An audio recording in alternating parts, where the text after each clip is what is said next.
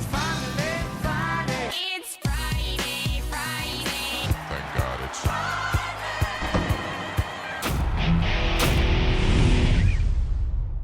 All right, welcome to the Kentucky Derby edition of the Friday Show, presented by the Match Series. I'm Scott Jagow, along with Chelsea Hackbarth. We're glad you could join us. We're on the backstretch at Churchill Downs. We're counting down the hours to the running of the 145th Kentucky Derby, crossing our fingers about the weather, and saddened a bit this week because the favorite, Omaha Beach, who had so many things going for him, is out of the race because of an entrapped epiglottis. It's not unprecedented. We did have Iron scratch the morning of the Derby in 2009, but it's still tragic for Mr. Mandela. He's such a kind human being, and it was so fun to watch him with the Derby favorite this year.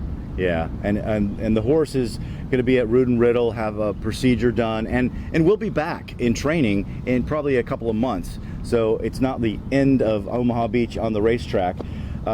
We've got a few other storylines now. I mean, we've got to talk about coming up Arthur Hancock, who has involvement in Roadster, and we've got some more things. But first, we're going to start with a story about the Kentucky Oaks.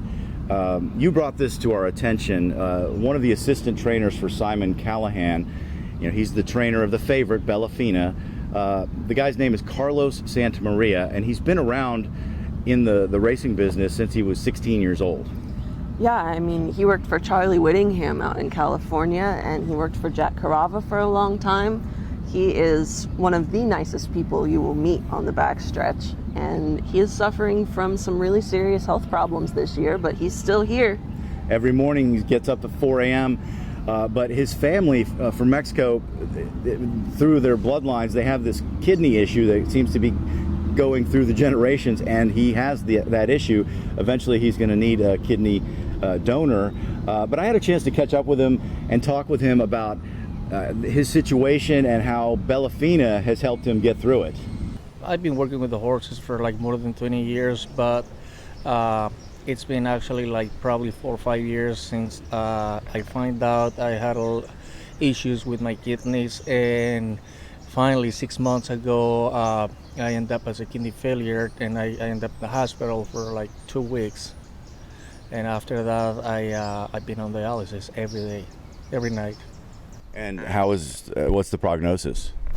Well, when you're a kidney failure, you just have one thing to do, which is a transplant. So, I am looking for a donor to have a kidney transplant. But for now, until that happens, I have to change my life a lot, like 360 degrees, because now I have to do a different diet. I have to do my life completely different. I gotta be in my house every single day by your time, like 5 or 6 o'clock in the afternoon, to do my dialysis during the night, and get up in the morning at 4 o'clock to go to work.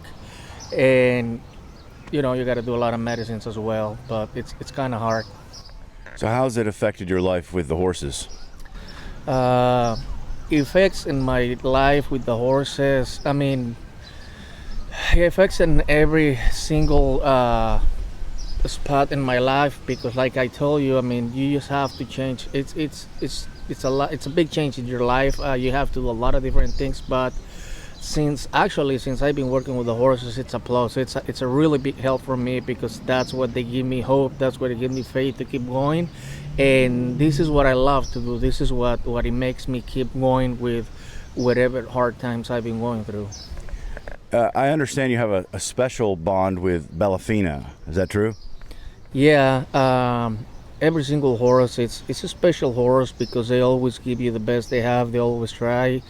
But this filly, Bellafina, she's so special because it's a filly. We had her since she was a baby, since her first race, and we kind of knew she was going to be in a special filly, and she's always like we thought she's always been giving us the best she has from her in every race. And what do you expect from her in the Oaks?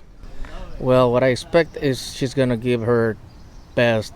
She's gonna run really good. I can't say like she's gonna win or not. I don't know. A lot of things can happen on the race, but she's definitely going to be ready, and she's going to give the best. And believe me, she knows what's going on around, and she knows what's going on with me too.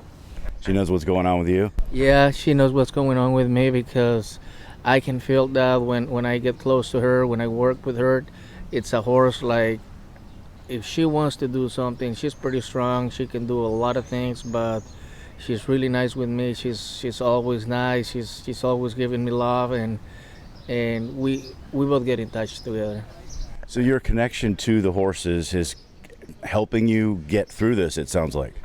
Yeah, definitely. It's helping me a lot. Like I said at the beginning, this is my life. This is what I do for a living. But this is what it makes me get going. I really love the horses, and this is all I have. Last fall, Carlos was in the hospital when Bellafina came to contest the Breeders' Cup Juvenile Fillies, and she was fourth that day. This year, he's back with her, and she hasn't lost. She hasn't lost since he got out of the hospital, so that's a good sign for Bellafina, and we wish him the best of luck. Arthur Hancock has bred a couple of Kentucky Derby winners. He owned and raised a third. Stone Farm bred Roadster, one of the favorites in this year's Derby. Yeah, it's an interesting story because Ned Evans owned both Quality Road, Roadster's sire, and Ghost Dancing, Roadster's dam. Hancock bought Ghost Dancing at the 2011 dispersal of Evans' stock. And Ned and Arthur were very good friends, and so according to Arthur, I spoke with him this week, this one's for Ned. This is the Ned show. We've even got little Ned buttons. The kids, we were all sitting together, and we saw Hootenanny in there with the same cross. He's by Quality Road, so it was kind of was seeing Hootenanny in there and being a good friend of Ned and putting Quality Road and Ghost Dancing together. I said maybe Ned will look after us. So. Ned Evans had such an impact on the game, and he's still having an impact many years after his passing, obviously because Roadster is one of the prime contenders in this year's Kentucky Derby. Another one is Tacitus, who is so well bred. In fact, Joe Neville's gave him the A+ best breeding in this Kentucky Derby field. Hard not to. Really? I mean, he's out of Close Hatches, the multiple Grade 1 winning champion mare, and he's by Tappet, Tappet. But with that comes great expectations, and Garrett O'Rourke of Juddmonte Farm, the owner, knows that. When you do a mating like Tappet to Close Hatches, your ultimate would be to try and win the Derby. And so obviously this is a tremendous culmination to that plan over 3 years later. And if we're supposed to know anything about pedigrees and how to raise horses, this is the way you plan it. It doesn't always work out, but it gives a tremendous amount of satisfaction. A lot of the horsemen have been complimentary of Tacitus this week as well. Yeah, and he's obviously well bred, and by Juddmonte, who knows how to produce a quality racehorse. Okay, it's time to make our picks. We're going to do both Oaks and Derby. Let's start with the Kentucky Oaks. Bellafina, an obvious choice. It's hard to bet a short price favorite in a field of 14, so I'm going to go for a long shot, and I know you have one too. Absolutely. I like Street Band for Larry Jones. Jones obviously knows how to win the Kentucky Oaks, and Sophie Doyle is keeping the mount, so I'm rooting for the ladies this time. I like Chocolate Kisses, drawn inside. On paper, there is quite a bit of speed in this race, and Chocolate Kisses comes from out of it. Mark Cassey, Debbie Oxley is the owner. Julian Leperoux is aboard. He likes to be on a closer now and then, and so I'm thinking Chocolate Kisses at least is a good bet for the exotics, for the trifecta and super. Sure. Okay, moving on to the Kentucky Derby.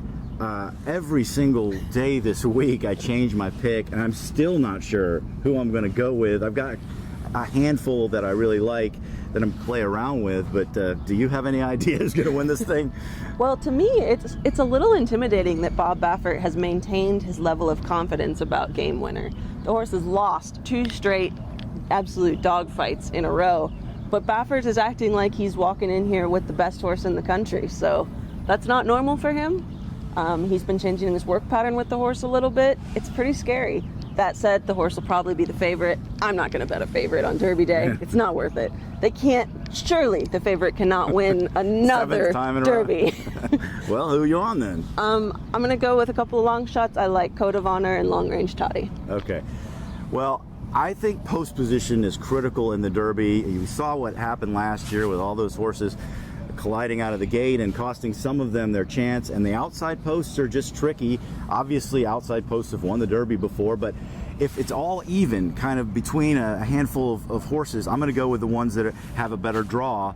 Tacitus at 8 has a great draw, and then you got to look at Improbable in 5 because he's ridden by Irad Ortiz Jr., the leading jockey in the country the last couple of years. Great post position.